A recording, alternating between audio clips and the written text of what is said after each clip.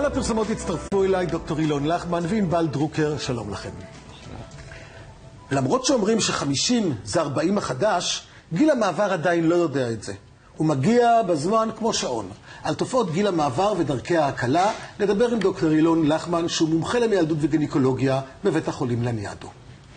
מה קורה בגוף האישה בגיל המעבר? מהו באמת גוף המעבר אצל אישה? גיל המעבר אצל אישה. כן, נתחיל קודם בהקדמה קצרה, שגיל המעבר זה תופעה יחסית חדשה, שנולדה עקב כך שהאריכו את תוחלת החיים. אם נגיד שלפני בערך 100-150 שנה תוחלת החיים הייתה עד גיל 50, עכשיו תוחלת החיים בעולם המערבי 84. כן. אצל נשים. אצל נשים. גברים פחות. גברים פחות. עכשיו, כשהאריכו את תוחלת החיים, לא האריכו את התוחלת חיים של השחלות. כתוצאה מכך, השחלות, שהוא העבר שמייצרת הכי הרבה הורמונים נשיים, מפסיק לייצר אותם בגיל המעבר, שזה ממוצע בין 40...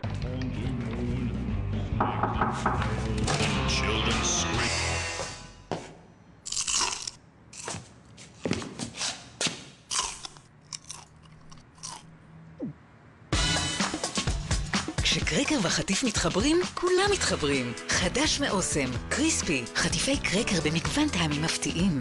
זה טוב, זה אוסם. 28-50. ומכאן עוברות כל תופעות הלוואי.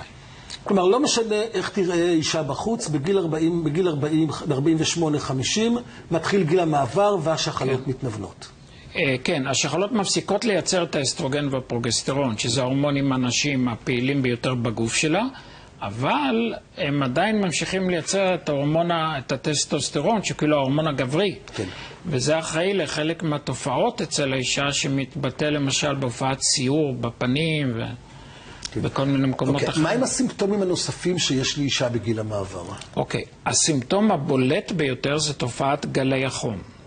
האישה מוסרת שבמשך היום יש לה כמה התקפים שפתאום חם לה מאוד, האור נהיה אדום, מופיע הזעת יתר, וזה ממש פוגע לה בתפקוד, מאיר אותה מהשינה, וזו התופעה הלוואי השכיחה והקשה ביותר שעליה מתלוננים. האם אפשר לצפות את הסימפטומים האלה קודם? אפשר לדעת שהם יגיעו? כן, כי זה קורה אצל רוב האנשים. כן, אבל האם יש איזה בדיקות דם שיכולות להגיד לאישה, גם בגיל אצל אחת זה מופיע, יש גם מצבים שזה מופיע בגיל יותר צעיר, ואצל חלק מנשים זה גם יכול להופיע בגיל יותר מבוגר. האם אישה יכולה לחזות מתי זה קורה, או שיש סימנים חיצוניים, שינויים במחזור החודשי, שינויים... בוודאי, בוודאי. עצם הפסקת הפעילות או ירידת בפעילות השחלות מצמצמת את המחזורים. כי אם אין פעילות של השחלות, של אסטרוגן ופרוגסטרון, אין מחזור.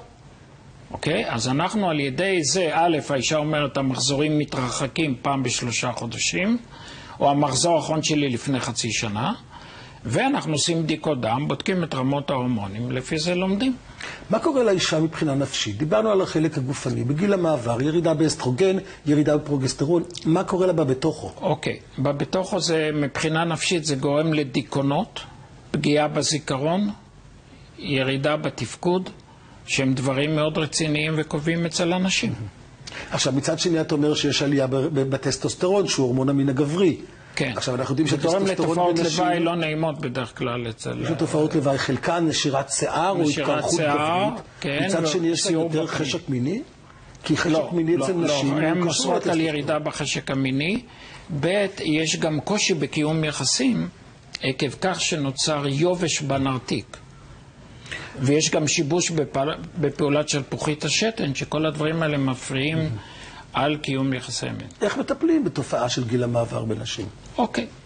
אז עד שנת המעבר הגדולה הייתה שנת 2002. עד שנת 2002 היינו נותנים לאנשים הורמונים סינתטיים, אסטרוגן ופרוגסטרון. תחליפי הורמונים. במקום שהגוף ייצר, הכדור מייצר. הכדור נותן. הכדור נותן, בדיוק. תוצרת השחלה ניתנת בכדור.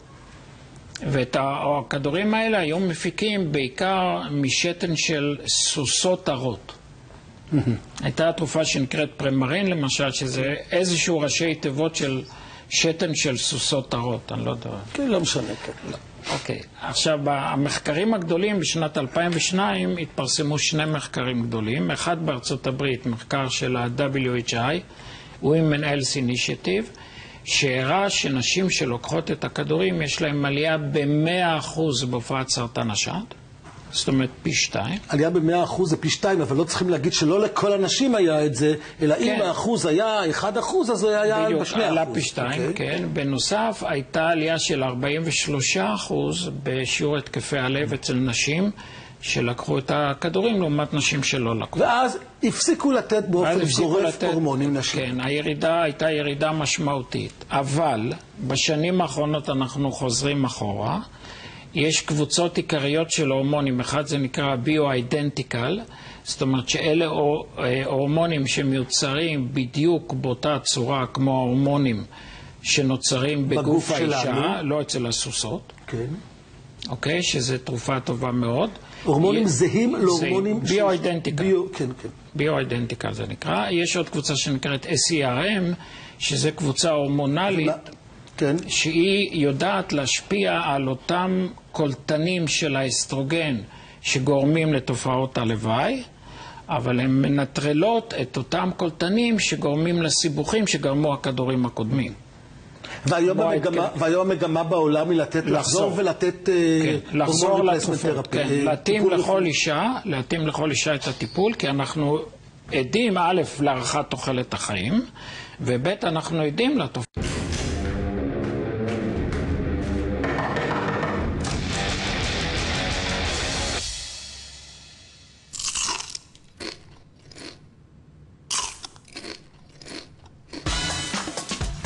כשקרקר וחטיף מתחברים, כולם מתחברים. חדש מאוסם, קריספי, חטיפי קרקר במגוון טעמים מפתיעים. זה טוב, זה אוסם. אנחנו עדים א' להארכת תוחלת החיים, וב' אנחנו עדים לתופעות לוואי הקשות שקורות לאנשים. עכשיו, יש מספיק זמן של ניסיון כדי לדעת שאותם כדורים הביו-אידנטיקל הזהים למה שהגוף של האישה מייצר לא גורמים לשכיחות היותר גדולה של סרטן שד? כן, התפרסמו מחקרים בשנת 2007 ובשנת 2008 על עשרות אלפי נשים, וראו שאין שינוי מבחינת הסיכון שראו במחקרים שהיו ב-2002. כלומר, זו מגמה היום, אלא אם יש הוראת נגד כמו סרטן שד, או יש מצב בריאותי, כל מיני דברים אצל האישה, היא כמובן צריכה ללכת להיבדק, ועל פי מצבה הבריאותי ניתן לעזור לה כדי לטפל בתופעות. תודה רבה לדוקטור אילון לחמן, ואנחנו נמשיך הלאה. הקיץ הישראלי הלוהט מצטרף לעתים לרשימת התירוצים שלנו להתחמק מכושר גופני, כי לרוץ ב-40 מעלות ו-70% לחות זה ממש לא תענוג גדול כל כך. איך בכל זאת משלבים ספורט בחום הזה? שלום למאמנת הכושר והדיאטנית ענבל דרוקר. בואי תגיד לנו, מהן ההשפעות של החום על הגוף שלנו?